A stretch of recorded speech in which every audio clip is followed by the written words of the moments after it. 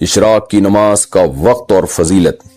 Ishraq की नमाज के बारे में तफसील से बता दें, इसे कब पढ़ना चाहिए और इसमें कितनी रकतें होती हैं और इसकी क्या फजीलत है। एहतशाम साहब महाराष्ट्र से।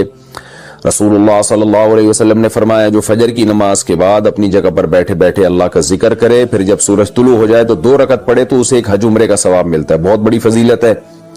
तो ये 2 रकत के बारे में आता है।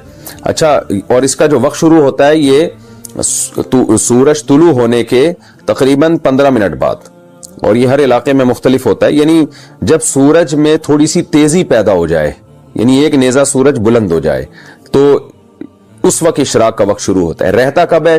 जो जुमहूर का कौल है उसके मुताबिक चाश के वक्त तक रहता है इशराक का वक्त, क्योंकि चाश में नई नमाज का वक्त शुरू हो जाता है, जिसको चाश की नमाज, जिसको असल में हदीस में अव्वाबीन की नमाज कहा गया है, वो जब है जब सूरज जो है जवाल का वक्त और तुलू के वक्त के बिल्कुल दरमियान में हो, यानी 45 के जाविये पर जब सूरज हो जाएगा ना, तो उस वक्त चाश का वक्त शुरू हो जाता है।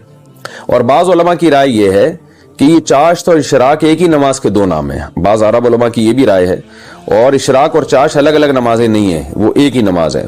मुझे अब चूंकि बहुत ज्यादा मैंने इस मसले में तहकीक नहीं की है, तो मैंने सिर्फ एक राय आपको बता दी है। बाज एक आलिम ने मुझे उसके दलाइल भी भेजे थे, लेकिन जो जुमहूर का कौल है मैंने उसके मुताबिक आपको जवाब दिया है कि इशराक का जो वक्त शुरू होता है तुलू आफ्ताब से लेके चाश के वक्त तक, और चाश का वक्त फिर जवाल तक होता है। तो जो उलमा चाश की और इशराक की नमाज एक ही कहते हैं, वो कहते हैं जवाल से पहले भी अगर आप पढ़ लेंगे तो इशराक का सवाब मिल जाएगा। इशराक, चाश और अव्वाबीन की नमाज का वक्त और रकात और नीयत क्या है?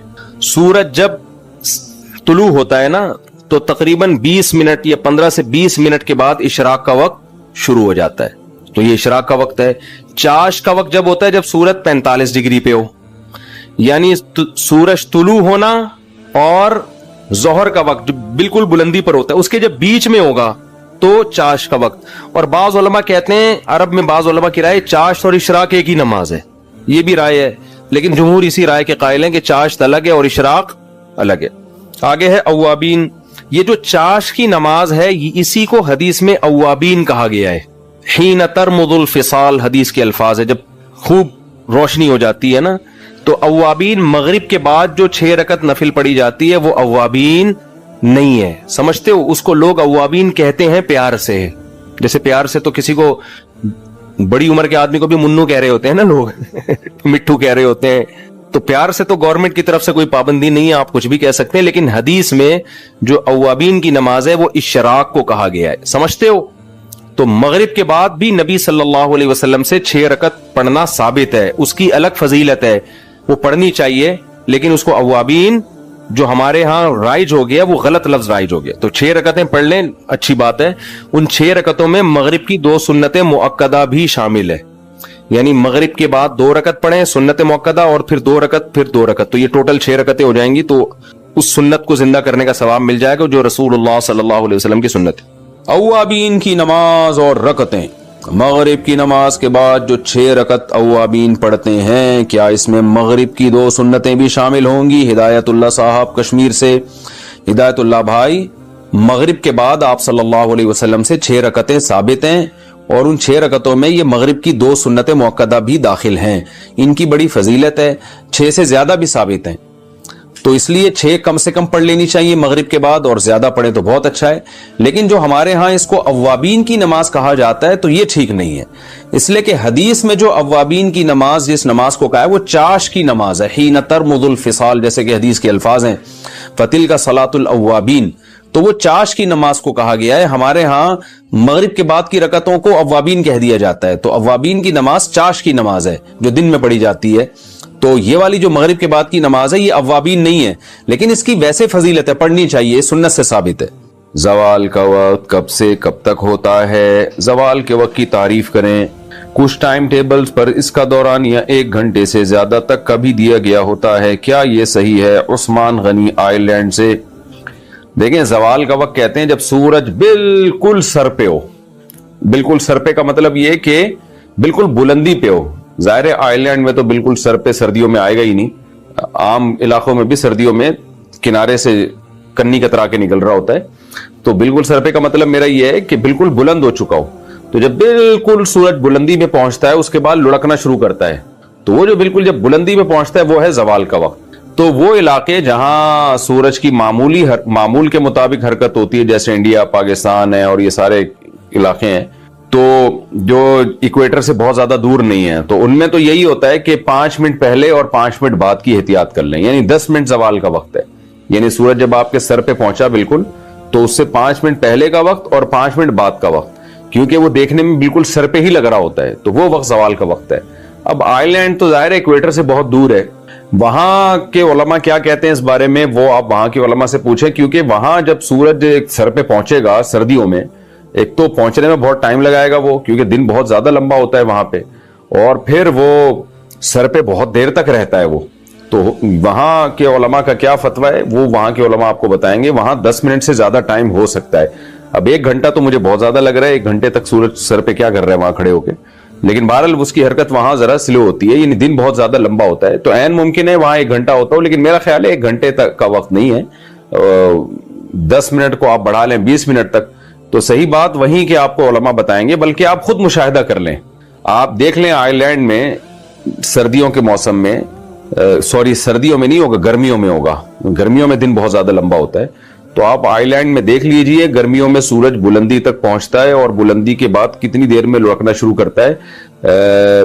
تو جب آپ مشاہدہ کریں گے نا کہ کتنی دیر تک بالکل ہائٹ پہ رہتا ہے، تو وہ آپ کو خود ہی ٹائم کا اندازہ ہو جائے گا۔ اس میں کوئی اسپیسیفک کوئی خاص ٹائم متعین نہیں ہے شریعت کی طرف سے، بس یہ متعین ہے کہ دیکھنے میں آپ کو لگتا ہو کہ یہ بلندی پر ہے، تو ہمیں چونکہ یہاں پہ جو دیکھنے میں لگتا ہے تو 5 منٹ پہلے 5 منٹ بعد اس کے بعد اندازہ ہو جاتا ہے کہ یہ جو ہے یہ موو کرنا شروع کر دیا، اس نے نیچے کی طرف اترنا شروع کر دیا ہے، تو آپ آئی لینڈ میں دیکھ لیں، اس کے بعد خود ہی اندازہ لگا لیں۔ آپ فجر کے بعد عمرہ اور حج کی فضیلت کیسے حاصل کریں؟ فجر کی نماز میں یہ جو کہا جاتا ہے کہ اگر فجر کی نماز کے بعد اسی جگہ پر بیٹھے رہیں اور اللہ کا ذکر کرتے رہیں سورج نکلنے تک، تو ہمیں 1 حج اور 1 عمرے کا ثواب ملتا ہے۔ تو اگر کسی کو زیادہ بیٹھنے میں گھٹنے کی تکلیف ہوتی ہو، وہ کس طرح یہ فضیلت حاصل کرے؟ انجم صاحب انڈیا سے، وہ گھٹنا فولڈ نہ کرے، گھٹنا پھیلا دے، آگے قبلے کی طرف گھٹنا کر لے، نماز میں صف میں قبلے کی طرف اگر کوئی عذر ہو تو پاؤں کر کے بیٹھ سکتے ہیں، اور اگر پھر بھی تکلیف ہو رہی ہے تو ایسی کرسی استعمال کر لے جس پہ ٹیک لگا سکتے ہیں، جس کے پائے نہیں ہوتے۔ مسجدوں میں پائے والی کرسیوں پہ بیٹھنا یہ بہت عجیب سی ایک رسم ہمارے معاشرے میں چل چکی ہے جو قابل ترک ہے، اس کو چھوڑ دینا چاہیے۔ تو حتی الامکان زمین پہ بیٹھیں، یہ بھی ممکن نہیں ہے تو کرسی پہ بیٹھ جائے گھٹنے کا مریض، تو اللہ سے امید ہے انشاءاللہ اس کو وہی ثواب مل جائے گا جو ایک صحت مند آدمی کو زمین پہ بیٹھ کے اشراق کا انتظار کا ثواب ملتا ہے۔ اچھا بھائی، حرام پروڈکٹ فروخت کرنے والی کمپنی میں جاب کرنا۔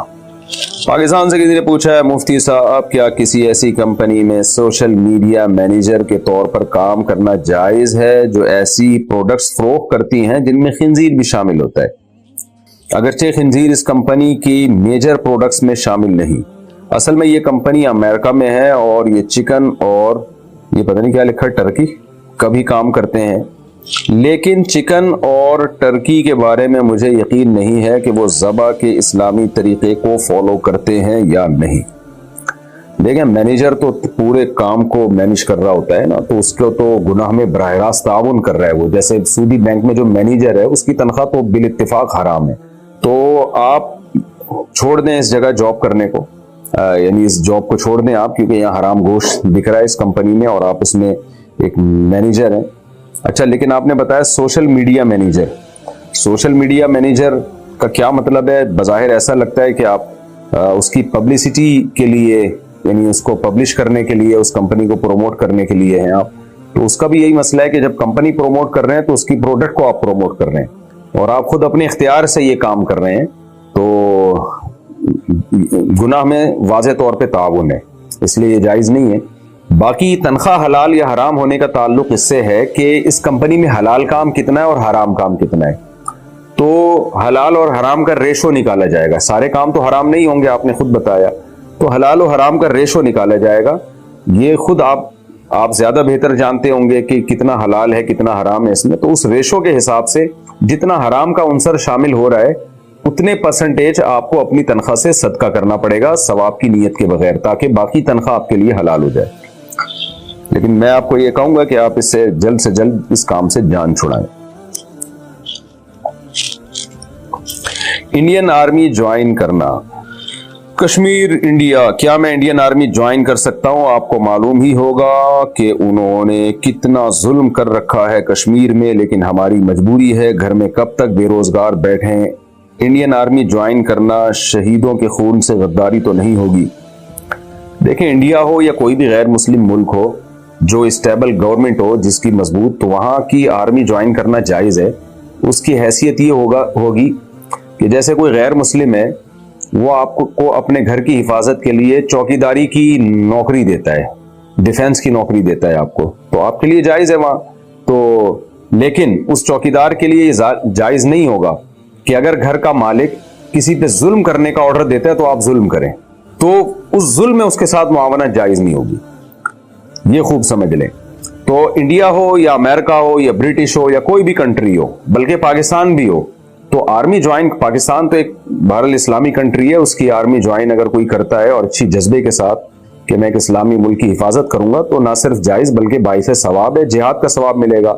کوئی بھی اسلامی کنٹری ہو، سعودی عرب ہے یا اور بھی ترکی ہے، نیت یہ ہو کہ اہل اسلام کی حفاظت ہوگی اور اسلامی سرحدوں کی حفاظت ہوگی، تو اس پہ تو بڑے فضائل ہیں۔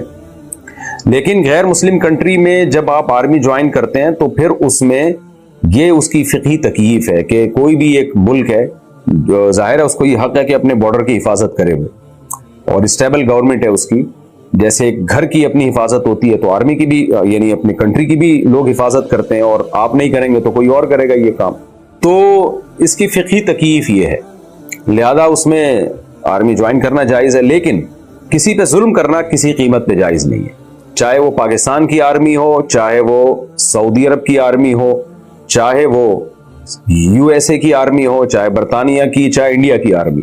تو اگر کوئی آرمی کا فوجی یہ سمجھتا ہے کہ مجھے ایسے کام کا آرڈر دیا جا رہا ہے جو 100% شرعاً ناجائز ہے، ظلم ہے، اس کی کوئی لاجک بنتی نہیں ہے، تو وہ کسی کے لیے بھی اس میں اپنے آفیسر کی اطاعت جائز نہیں ہے۔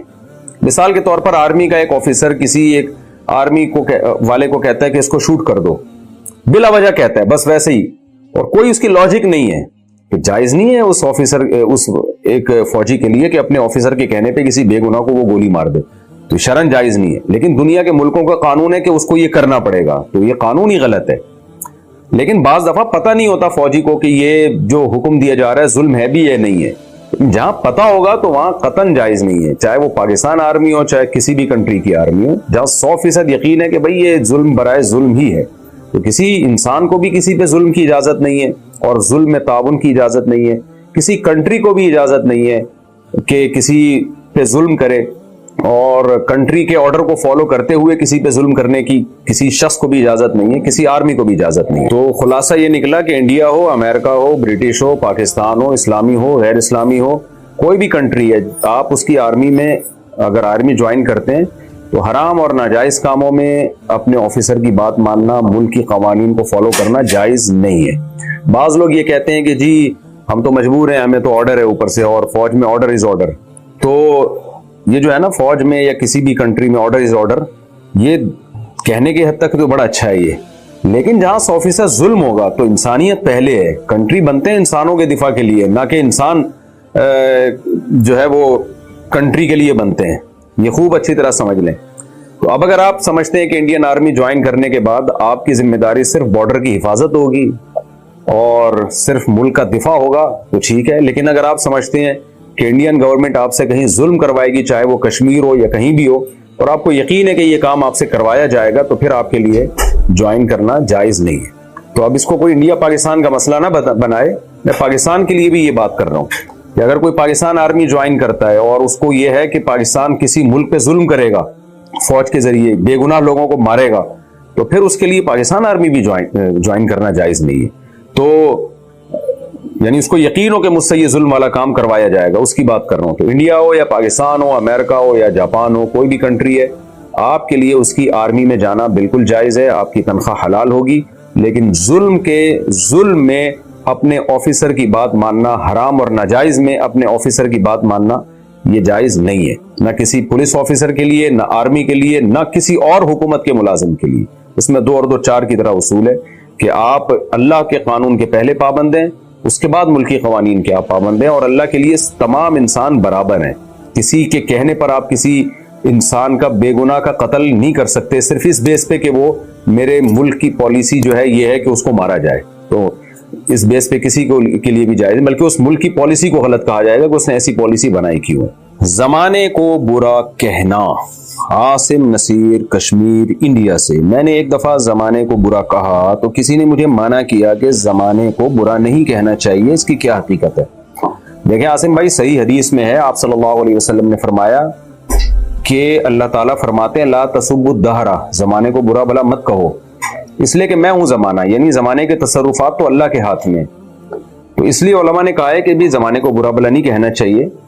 لیکن ہم جب کہتے ہیں نا زمانہ ایسا تو وہ مجازی نسبت ہوتی ہے۔ مجازی کا مطلب یہ ہے کہ یہ جو دہری ہوتے ہیں نا، جو ایتھیسٹ ہوتے ہیں، جو ملحد ہوتے ہیں، یہ تو کہتے ہیں ٹائم ہی سب کچھ کر رہا ہے، زمانہ ہی سب کچھ کر رہا ہے، ان ہی الا حیاتنا الدنیا نموت ونحیا وما یہلکنا الا الدہر۔ نبی صلی اللہ علیہ وسلم کے دور میں جو ایتھیسٹ تھے وہ بھی یہ کہا کرتے تھے کہ ہماری یہ دنیا ہی کی زندگی ہے اور ہمیں ٹائم ہے جو ہمیں حیات بھی دیتا ہے اور موت بھی دیتا ہے۔ جیسے کہ ڈارون نے کہا نا، ٹائم گزرنے کے ساتھ ساتھ چیزیں خود بخود ہوتی ہیں، تو آٹومیٹیکلی خود بخود ہو رہا ہے سب کچھ۔ تو وہ جب اس طرح کے لوگ جب کہتے ہیں زمانہ برا ہے، تو وہ حقیقت میں زمانے ہی کو برا سمجھ رہے ہوتے تھے۔ تو حدیث میں اس کی نفی ہے کہ بھائی زمانہ تھوڑی، وہ تو جو کچھ کر رہا ہے اللہ کر رہا ہے، تو تم زمانے کو برا کہہ رہے ہو تو اس کا مطلب ہے کہ اللہ کو برا کہہ رہے، کیونکہ زمانہ تو اللہ نے بنایا ہے اور جو کچھ کر رہا ہے اللہ کر رہا ہے۔ لیکن ہم جب زمانے کو کہتے ہیں تو یہ مجازی نسبت ہوتی ہے۔ مجازی نسبت، مجازی کا مطلب ہے کہ ظرف بول کے مظروف مراد لینا۔ جیسے ہم کہتے ہیں نا میں بریانی کی 3 پلیٹیں کھا گیا، پلیٹیں تھوڑی کھائی ہوتی ہیں، آپ نے تو بریانی کھائی ہوتی ہے، لیکن کھانے کی نسبت آپ بریانی کی بجائے جو بریانی کا ظرف ہے، جو برتن ہے، اس برتن کی طرف آپ نسبت کر دیتے ہیں۔ تو جس چیز میں عمل واقع ہوتا ہے وہ کبھی کوئی برتن ہوتا ہے، وہ اسی طرح ٹائم بھی ہوتا ہے، تو ٹائم بھی ایک ظرف ہے، برتن ہے جس میں چیزیں واقع ہو رہی ہوتی ہیں۔ تو بعض دفعہ آپ نے کسی کے عمل کو برا کہنا ہوتا ہے، لوگوں کو برا کہنا ہوتا ہے، لیکن وہ لوگ چونکہ اس ٹائم میں پائے جاتے ہیں تو آپ مجازن ٹائم کی طرف نسبت کر دیتے ہیں کہ زمانہ برا ہے۔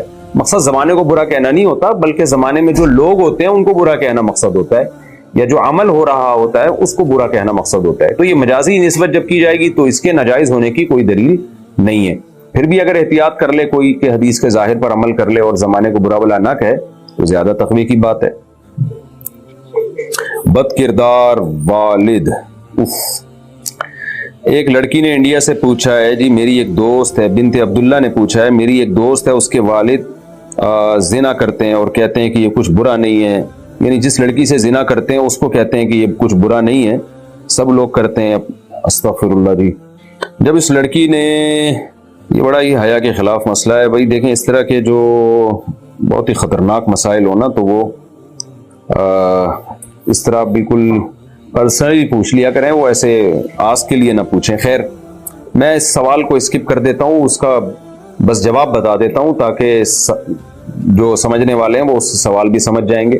دیکھیے، ماں باپ کی بڑی اطاعت ہے، فرما برداری ہے شریعت میں، لیکن کسی باپ کی نظریں غلط ہو، محرم رشتوں کے لیے غلط نظریں ہو، بھائی کی غلط نظر ہو بہن پر، باپ کی غلط نظر ہو خدا نخواستہ بیٹی پر، تو پھر اس باپ کے ساتھ صلہ رحمی نہیں کی جائے گی۔ بیٹی کو چاہیے اپنی عزت کی اور بہن کو چاہیے اپنے عزت کی حفاظت کرے، فوراً کنارہ کشی اختیار کرے، اپنی ماں کو بتائے، اور ایسے جو خبیث قسم کے باپ ہیں ان سے جان چھڑائے، فوراً نکاح کر کے یہاں سے جائے وہ۔ تو اس میں شرم و حیا کرنا یہ ٹھیک نہیں ہے۔ اور لیکن یہ بھی ہے کہ پوری دنیا میں باپ یا بھائی کی عزت کا جنازہ نہ نکالے، اس کا حل نکالے کہ یہاں سے نکلنا ہے، اور ماں کو چاہیے بیٹی کا اس معاملے میں ساتھ دے۔ تو کیونکہ یہ جو پورن موویز لوگ گھروں میں دیکھ رہے ہیں، اس سے بہت ہی درندگی آ رہی ہے لوگوں میں، محرم رشتے بھی محفوظ نہیں ہو رہے، جو گندی موویاں دیکھ رہے ہیں، اور بیوی ہے ہوتی نہیں ہے، دوسری شادی کا ہمارے یہاں رواج نہیں ہے، بعض دفعہ بیوی ایجڈ ہو جاتی ہے، مرد جوان رہتا ہے، تو پھر وہ گندگیوں کی طرف جانا شروع کر دیتا ہے۔ تو موویز دیکھ دیکھ کے نا شہوت کو بھڑکاتے رہتے ہیں لوگ، اور بیوی سے خواہش پوری ہوتی نہیں ہے ان کی، کوئی بیماری آ جاتی ہے بیوی میں، یا وہ بوڑھی ہو جاتی ہے، تو پھر وہ حرام کی طرف جاتے ہیں۔ تو یہ گند کو جو ہے نا آسان کر دیا اور حلال کو مشکل بنا دیا. تو خیر ایسا کوئی خبیث آدمی ہو یا خبیث بھائی ہو تو پھر لڑکی کو چاہیے کہ وہ فوراً اس سے علیحدگی اختیار کرے, ماں کو بتائے, ماں پھر بھی ساتھ نہ دے تو کسی بھی طریقے سے وہ علاقے کے تھانے میں رپورٹ کرائے. پہلی کوشش تو یہی کرے کہ تھانے تک نہ جائے, لیکن اگر نہیں کوئی بھی اس کا ساتھ دے رہا تو پھر ثبوت اکٹھی کر کے وہ کسی بھی طرح سے کسی ٹرسٹ سے رابطہ کرے جو قابل ٹرسٹ بھی ہو, یعنی ایسا ٹرسٹ ہو جو قابل اعتماد بھی ہو. کیونکہ بعض ٹرسٹوں کے بارے میں بڑی بڑی اوٹ پٹانگ خبریں آتی ہیں کہ وہ خود لڑکیوں جب وہاں جاتی ہیں تو وہ محفوظ نہیں رہتی. تو کوئی واقعی صحیح ٹرسٹ ہو تو کسی بھی طرح سے قانون کا سہارا لے, کورٹ میں کیس کرے, تو کسی بھی طرح سے اپنی جان کو وہاں سے بچائے. اس میں یہ کہنا کہ باپ ناراض ہو جائے گا تو ہوتا ہے تو ہونے دے, وہ باپ ہی نہیں ہے جو اس طرح کی حرکتیں کر رہا ہو. لیکن باپ کا رشتہ اللہ نے بڑا پیارا بنایا ہے. الحمدللہ میجورٹی باپوں کی ایسی ہوتی نہیں ہے, کیونکہ اللہ نے یہ رشتہ ایسا بنایا ہے بہن کا یا بیٹی کا کہ باپ ہمیشہ اس کو پیاری نظر سے دیکھتا ہے, گندی نظروں سے کبھی بھی نہیں دیکھتا. لیکن لاکھوں میں کوئی 2-4 گندی مچھلیاں بھی ہوتی ہیں, تو ان 2-4 گندی مچھلیاں جہاں ہیں ان کے لیے پھر شریعت نے بالکل اجازت دی ہے لڑکی کو کہ وہ اپنی جان چھڑائے وہاں سے, اور اس میں باپ کی تقدس کا خیال نہ کرے وہ, کیونکہ اپنی عزت کی حفاظت کرنا, باپ کو خود اپنے تقدس کا خیال نہیں ہے تو یہ بیٹی اس کو کیسے عزت دے سکتی ہے. وہاں سے جان چھڑائے, نکلے وہاں سے وہ. قادیانی باپ کے پاس رہنا. مسکان صاحبہ کشمیر انڈیا سے پوچھتی ہیں, میرے امی ابو کے درمیان طلاق ہو گئی تھی, ہم ننیال میں رہتے رہے. میری عمر 18 سال ہے, میری بڑی بہن کی عمر 21 سال ہے. اب میرے ابو ہم بہنوں کو اپنے پاس بلا رہے ہیں تو کیا ہمیں جانا چاہیے؟ میرے ابو قادیانی ہیں, مرزائی. آپ مسلم ہیں, ابا قادیانی ہیں, تو کیونکہ قادیانیت تو ایک بہت بڑا جرم ہے نا. قادیانیوں کا حکم عام غیر مسلموں کی طرح نہیں ہے, تو بلکہ ان سے قطع تعلق لازمی ہے. میں یہ نہیں کہہ رہا کہ آپ ان سے بد کلامی کریں, بد تہذیبی کریں, بدتمیزی کریں, لیکن آپ ان سے تعلق نہ رکھیں. اگر وہ عیسائی یا یہودی ہوتے تو پھر آپ کے لیے صلہ رحمی تھی, آپ ان سے تعلق بھی رکھتی. لیکن اگر وہ قادیانی ہیں تو یہ, کیونکہ قادیانی کا جرم یہ ہے کہ وہ ایک جھوٹے نبی کو ہمارے نبی صلی اللہ علیہ وسلم کی طرف منسوب کر کے, اتنا بڑا جرم کر کے بھی اپنے آپ کو مسلم کہتے ہیں. تو اسلام میں تحریف ہے یہ بہت بڑی. آج وہ اپنے آپ کو غیر مسلم کہنا مان لیں, وہ یہ کہیں کہ مسلم نہیں ہے, تو پھر ہم قادیانیوں کو بھی انہی غیر مسلموں کی طرح سمجھیں گے. جیسے ہندو ہیں, عیسائی ہیں, سکھ ہیں, تو سب سے اچھا سلوک کرتے ہیں تو ہم قادیانیوں سے بھی شروع کر دیں گے. لیکن جب تک قادیانی اپنے آپ کو غیر مسلم نہیں مانتے تو یہ بہت بڑا جرم ہے. تو اس کو ہم یعنی ان سے ہم صلہ رحمی یا اچھے تعلقات کی شریعت اجازت نہیں دیتی. یہ خوب سمجھ لیں, قادیانیوں کا حکم عام غیر مسلموں کی طرح نہیں. اور میں پھر بار بار بتاؤں کہ ہم یہ نہیں کہہ رہے کہ بدتمیزی کریں یا ان کو کوئی ٹارچر کریں, نہ, بس حسن سلوک نہ کریں اور ان سے تعلق نہ رکھیں. تو آپ کی ایج 18 سال ہے تو آپ کو چاہیے کہ آپ اپنے والد کے پاس نہ جائیں. رہا مسئلہ کہ آپ جائیں گی کہاں پھر, تو آپ کو چاہیے کہ آپ جو ہے کورٹ میرج کی طرف جائیں, کہیں نکاح کر کے, بالغ ہو گئی آپ, شوہر کے ساتھ زندگی گزاریں. وہ بھی نہیں ہو سکتا, اور کوئی آپ کو محرم رشتہ ایسا ہے ہی نہیں ہے جو مسلم ہو اور آپ کو رکھنے کے لیے تیار ہو, تو پھر در بدر کی ٹھوکریں کھانے سے بہتر ہے کہ پھر آپ اپنے والد کے پاس چلی جائیں. لیکن کوشش کریں حتی الامکان جلد سے جلد نکاح کر کے وہاں سے نکلنے کی. وراثت کا مسئلہ. انڈیا سے کسی نے پوچھا ہے, پہلے میرے دادا کا انتقال ہوا, پھر دادی کا, اور کچھ سال بعد والد کا انتقال ہو گیا. دادی کا صرف ایک گھر تھا, میرے ایک چچا اور 3 پھوپھیاں ہیں. پھوپھی لوگ امیر ہیں, ہم غریب ہیں. جب سب پھوپھیاں زندہ تھیں تب ان لوگوں نے گھر کا حصہ معاف کر دیا تھا, تو کیا اس گھر کا حصہ صرف میں اور میرے چچا رکھ سکتے ہیں؟ پہلے دادا کا انتقال ہوا, پھر دادی کا, کچھ سال بعد والد کا بھی انتقال ہو گیا.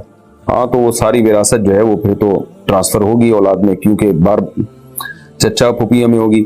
دیکھیں, جب پھوپھیاں زندہ ہیں, انہوں نے گھر کا حصہ معاف کر دیا نا, تو خوب سمجھ لیں وراثت کے مسئلے میں یہ بات خوب سمجھ لیں کہ معاف کرنا ہبہ کہلاتا ہے. یعنی گویا پھوپھیوں نے اپنا گھر آپ کو دے دیا, یہ مطلب ہوگا.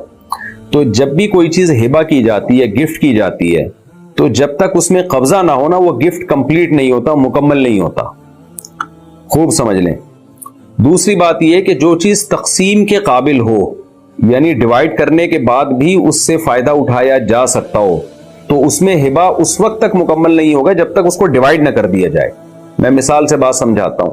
جیسے ایک گھر ہے, اتنا بڑا گھر ہے کہ وہ اگر ہم اس کو ڈیوائڈ کرتے ہیں 2 یا 3 حصوں میں, جن کو بھی آپ گفٹ میں دینا چاہ رہے ہیں, تو وہ پھر بھی رہنے کے قابل رہے گا. تو وہ گھر جب ہبا کیا جائے گا نا 2-3 افراد کو, تو ڈیوائڈ کر کے دینا پڑے گا, یعنی پورشن کہ بھئی یہاں سے یہاں تک آپ کا ہے, یہاں سے یہاں تک آپ کا ہے, یہاں سے یہاں تک آپ کا ہے. تو جب تک اس طرح ڈیوائڈ نہیں کیا جائے گا اس وقت تک ہبا مکمل نہیں ہوگا.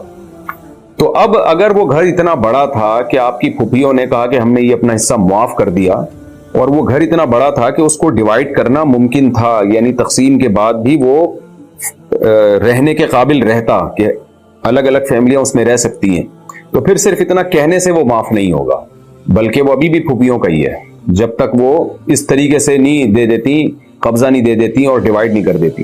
لیکن اگر وہ گھر اتنا چھوٹا ہے کہ وہ ڈیوائڈ کے قابل ہی نہیں, جیسے فلیٹ ہوتے ہیں یا چھوٹے گھر ہوتے ہیں, ان کو اگر 2 پارٹ میں آپ کر دیں تقسیم, تو پھر وہ کسی کے بھی استعمال کے قابل نہیں رہتا. یا 3 پارٹ میں اگر آپ اس کو ڈیوائڈ کر دیں, تو وہ جو یعنی قابل تقسیم ہی نہ ہو, تو پھر اس میں زبانی کہنے سے کہ بھئی میں اپنا حصہ مجھے اس میں نہیں چاہیے, میں دستبردار ہو جاتی ہوں, تو پھر یہ کہنے سے وہ اس حصے سے دستبردار ہو جاتی ہیں اور وہ پھر اس میں ان کا وراثت کا حصہ نہیں رہتا. اب وہ گھر کتنا بڑا تھا یہ آپ ہی بہتر جانیں, تو اس لیے بہتر یہی ہے کہ آپ نے یہ انڈیا سے مسئلہ پوچھا ہے نا, تو آپ وہاں دارالفتہ سے رجوع کریں اور پوری ڈیٹیل بتائیں, دارالعلوم دیوبند سے یا مظاہر علوم سے, یا کوئی بھی آپ کے قریب میں کوئی مفتیان کرام ہو کہ آپ جس شہر میں رہتی ہیں, تو بہتر ہے کہ آپ ان سے پوری ڈیٹیل لکھ کے فتویٰ لے لیں اس بارے میں. بند گھر میں جنات کا سایہ. نور علی خان مہاراشٹر انڈیا سے. ہمارا ایک گھر ہے جو 9 سال سے بند ہے, اس میں لائٹ بھی نہیں ہے. لوگوں نے افواہ بنا دی ہے کہ اس میں جن ہیں, تو واقعی اس گھر میں جن ہے؟ اس گھر میں جانا کیسا رہے گا؟ دیکھیں, آپ اس گھر میں جا کے بیل بجائیں, اندر سے اگر کوئی بندہ نکلے تو آپ اس سے پوچھیں کہ آپ کتنے سال سے یہاں پر ہیں. وہ اگر کہیں میں 500 سال سے یہاں رہ رہا ہوں, تو سمجھ لو کہ جن نہیں ہے. اور اگر ایسی کوئی کہانی نہیں ہے, وہ نارمل اتنا ہی سال سے رہ رہا ہے جتنے سال سے انسان رہتے ہیں, تو وہ پھر انسان ہے. یہ تو خیر میں نے ویسے ہی چٹکلا سنایا آپ کو, لیکن آپ یہ بات دماغ سے نکال دیں نور علی خان کہ وہاں جنات ہیں. میں بہت دفعہ انسان کو وہم ہو جاتا ہے اور پھر اس کو نظر آنے لگتی ہیں چیزیں. 9 سال سے بند ہیں یا 18 سال سے بند ہیں, ایسی کی تیسی. آپ جاؤ, دروازہ کھولو, گھر کی دھلائی کراؤ اور دماغ سے نکال دو. باقی ویسے برکت کے لیے رقیہ کر لینا چاہیے. رقیہ کا کیا مطلب ہے؟ گھر میں جائیں, تلاوت کریں, سورہ بقرہ کی تلاوت کریں, نماز پڑھیں, اور ایسا بھی کر سکتے ہیں کہ سب مل کے بطور رقیہ کے سورہ بقرہ کی تلاوت کر لیں, یا سب مل کے قرآن پڑھ لیں, تو اس سے گھر میں برکتیں آئیں گی. جو بھی شیطانی اثرات ہوتے ہیں جنات, چڑیلوں, بھوتوں کے, بالفرض اگر ہوئے بھی تو وہ ختم ہو جائیں گے. تو کانفیڈنٹ رہیے اور ان باتوں کو دماغ میں نہ لائیں, کیونکہ ایک دفعہ دماغ میں یہ بات بیٹھ گئی نا, تو جن نہیں بھی ہوتے تو نظر آنا شروع ہو جاتے ہیں انسان کو. تو احتیاط اسی میں ہے کہ جا کے دھلائی کریں, پاک صاف کریں گھر کو, اور جا کے وہاں پر یہ اس طرح قرآن خوانی کر لیں. وہ نہیں قرآن خوانی جیسی آج کل ہوتی ہے, بس چند بچوں کو لایا, پیسے پکڑائے اور وہ خود کر لیں, یا سورہ بقرہ کی تلاوت کر لیں وہاں جا کے بلند آواز سے, تو کوئی اثرات ہوئے بھی تو انشاءاللہ ختم ہو جائیں گے. بھائی سے لا تعلق ہونا. میرا بڑا بھائی جو والدین کا نافرمان ہے, یہ بھی پاکستان سے کسی نے پوچھا ہے, بہن بھائیوں کو ہمیشہ شک کی نگاہ سے دیکھتا ہے, ہمیں برا بھلا کہتا ہے, یہی سلوک والدہ کے ساتھ کرتا ہے. والد صاحب انتقال فرما چکے ہیں, کیا شریعت میں ایسے شخص سے اپنے جان اور مال کی حفاظت کے لیے لا تعلق ہونا جائز ہے؟ اگر واقعی جان اور مال کا خطرہ ہے تو پھر تو ٹھیک ہے, لیکن جان مال کا خطرہ سے آپ کی کیا مراد ہے؟ وہ پیسے چوری کرے گا, وہ کیا کرے گا؟ تو بہتر یہی ہے کہ بھائی کا جو رشتہ ہے بہت اہم رشتہ ہوتا ہے, خونی رشتہ ہوتا ہے, اس سے بالکل قطع تعلق نہ کریں. اس کے شر سے بچنے کے لیے ریزرو ہو جائیں, اس سے زیادہ فری نہ کرائیں اس کو, اور دعا کرتے رہیں کہ اللہ اس کو سیدھے راستے پہ چلنے کی توفیق عطا فرمائے. عورت کا ٹرین میں نماز پڑھنا. سفورہ صاحبہ کراچی سے پوچھتی ہیں, میرا سوال یہ ہے کہ کیا عورت کے لیے ٹرین میں نماز پڑھنا ضروری ہے؟ کیونکہ مردوں کی وجہ سے بے پردگی ہوتی ہے, تو نماز قضا کر کے گھر پہنچ کر پڑھ سکتے ہیں. نیز سفر میں 2 نمازیں جمع کر کے ایک ساتھ پڑھ سکتے ہیں. 2 نمازیں جمع کرنے پر میں ڈیٹیل میں تفصیل بیان کر چکا ہوں کہ امام ابو حنیفہ کے نزدیک جو 2 نمازیں حدیث میں اکٹھی پڑھنے کا آیا ہے, تو اکٹھی کا یہ مطلب نہیں ہے کہ نمازوں کو قضا کر دے, کیونکہ کوئی واضح حدیث اس بارے میں نہیں ہے کہ جس میں آتا ہو نبی نے نماز قضا کی ہو. اور اگر کوئی واضح حدیث ہے بھی تو اس کی سند کمزور ہے، جبکہ قرآن مجید میں ایک جگہ نہیں متعدد جگہ پر اللہ نے حکم دیا کہ اپنی نمازوں کی حفاظت کرو، اور نمازوں کے اللہ نے ٹائم متعین کیے ہیں۔ تو ظاہر ہے حفاظت کا مطلب یہی ہے کہ جو معروف وقت ہے نمازوں کا، جو 5 ٹائم الگ الگ وقت ہے، تو اس کے حساب سے نماز پڑھا کرو۔ تو وہ حدیثیں دن میں 2 نمازیں اکٹھی کرنے کا آتا ہے، تو ان میں وہ والی حدیثیں جن میں آتا ہے کہ ایک وقت یعنی دوسرے وقت میں داخل کر کے نبی نے نماز پڑھی ہے، تو وہ والی حدیثیں ان حدیثوں کا مقابلہ اور قرآن کی آیتوں کا مقابلہ نہیں کر سکتی، کیونکہ سند کے لحاظ سے وہ اتنی مضبوط نہیں ہے۔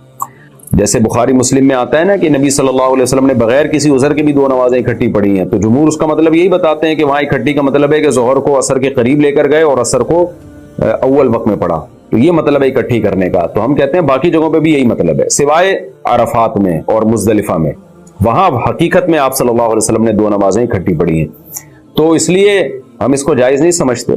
باقی کوئی فقہ شافعی کو فالو کرتا ہے یا فقہ مالکیہ کو فالو کرتا ہے تو پراپر ایک فقہ کو پھر فالو کرے۔ اب حنفی لوگ کیا کرتے ہیں کہ 2 نمازیں اکٹھی پڑھنے کے لیے شافعی بن جاتے ہیں، اور جب امام شافعی کہتے ہیں کہ صدقہ فطر میں آپ کو گندم ہی دینا پڑے گا، پیسے نہیں دے سکتے آپ، تو وہاں آ کے حنفی بن جاتے ہیں، تو یہ دین کے ساتھ مذاق ہے۔ تو احتیاط کا تقاضا بھی یہی ہے نماز جیسی اہم عبادت کے ساتھ کہ ہر نماز اپنے وقت پہ پڑھی جائے۔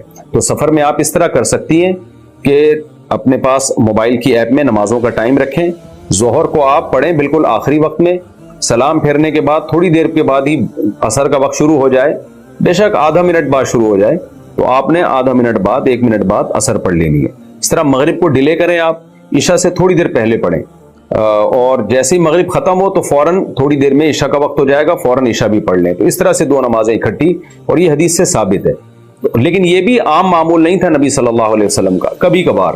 تو اگر آپ کو کہیں مشکل ہو تو اس پر عمل کریں، ورنہ سفر میں بھی کوشش یہی کریں ہر نماز پراپر اپنے ٹائم پر ہو۔ باقی جو آپ نے مسئلہ پوچھا ہے کہ جی بے پردگی کی وجہ سے نماز چھوڑی جا سکتی ہے، تو بالکل نہیں چھوڑی جا سکتی۔ پردے سے زیادہ اہم حکم نماز کا ہے، تو آپ کو سفر میں نماز پڑھنی پڑے گی، چاہے ٹرین میں کتنا زیادہ رش ہو، چہرہ ڈھانپ کے نماز پڑھیں، جو ہے وہ وضو کریں آپ، تو اس میں بے پردگی کی وجہ سے نماز قضا کرنے کی شرعاً اجازت نہیں ہے، بے پردگی کے خوف سے۔ اللہ سے کیا ہوا وعدہ ٹوٹ جاتا ہے۔ انڈیا سے کسی نے پوچھا اللہ سے کوئی وعدہ کر کے توڑ دیا، پھر توبہ استغفار بھی کر لی، تو کیا اب اس وعدے پر قائم رہنا ضروری ہے؟ جی ہاں بھائی ضروری ہے۔ ایک تو وعدہ کیا توڑا، ایک جرم کیا، اوپر سے اب اس جرم پہ قائم رہیں، یہ تو غلط ہے۔ دوبارہ وعدہ کریں تو توبہ جو ہے نا یہ الفی ہے، الفت پیدا کرنے کا ذریعہ ہے۔ اگر ٹوٹ جائے اللہ سے تعلق تو توبہ کی الفی سے جوڑیں اس کو، 10 دفعہ ٹوٹے 10 دفعہ جوڑیں۔ جو بیکار سستی چیزیں ہوتی ہیں ایک دفعہ ٹوٹ جائیں تو پھینک دی جاتی ہیں، جیسے 5 روپے کا مگا تھا، کپ تھا، ٹوٹ گیا تو آپ جوڑنے کے بجائے پھینک دیتے ہیں اس کو، اور زیادہ سے زیادہ ایک دفعہ جوڑ دیں گے، دوبارہ ٹوٹ جائے تو پھینک دیں گے۔ لیکن سونے کا کپ اگر ہے تو 100 دفعہ ٹوٹے گا، 100 دفعہ جوڑیں گے آپ اس کو۔ تو اللہ سے تعلق اگر یہ سستی چیز ہے تو ایک دفعہ ٹوٹ جائے دوبارہ نہ جوڑیں، لیکن اگر یہ بڑی قیمتی چیز ہے اور 100% یہ بڑی قیمتی چیز ہے تو 100 دفعہ ٹوٹے تو 100 دفعہ جوڑیں آپ اس تعلق کو۔ احرام میں نیکر پہننا، تنزیل صاحب انڈیا سے پوچھتے ہیں مجھے پیشاب کے قطرے آتے رہتے ہیں تو کیا احرام میں نیکر وغیرہ پہن سکتا ہوں؟ تنزیل بھائی نیکر کے ساتھ وغیرہ کا لفظ کا کیا مطلب ہے؟ نیکر ہی ہوتا ہے، وغیرہ کیا ہوتا ہے؟ تو جائز نہیں ہے سلا ہوا کپڑا احرام میں پہننا۔ تو اگر کوئی ایسا مسئلہ ہے تو آپ کوئی اور چیز باندھ لیں، لنگوٹ وغیرہ کوئی اس طرح کی چیز باندھ لیں تاکہ پیشاب کے قطرے اس میں اٹکیں۔ اور پھر بھی اگر کوئی بہت ہی زیادہ مجبوری ہو، حرج ہو رہا ہو، تو پھر آپ احرام نیکر باندھ لیں، نیکر پہن لیں، مجبوری ہے، لیکن 24 گھنٹے میں کوشش کریں 12 گھنٹے سے کم میں باندھ کے رکھیں تاکہ دم لازم نہ آئے آپ کے اوپر۔ اور اس میں بھی بہتر یہی ہے کہ پھر کچھ صدقہ، یعنی کچھ بطور جنایت کے نا کچھ پیسے صدقہ کر دیں آپ بعد میں۔